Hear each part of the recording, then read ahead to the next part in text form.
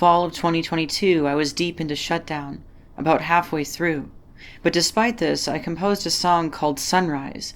It goes through the cycle of day and night that is also a mystical, spiritual journey. Midway into composing, I decided to perform this at an open mic, half improvised.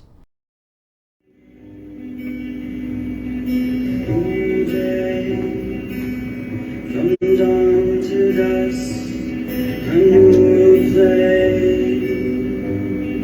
Love from dusk, a new day. Dawn to dusk, to me, be free in your sorrow. Not hollow without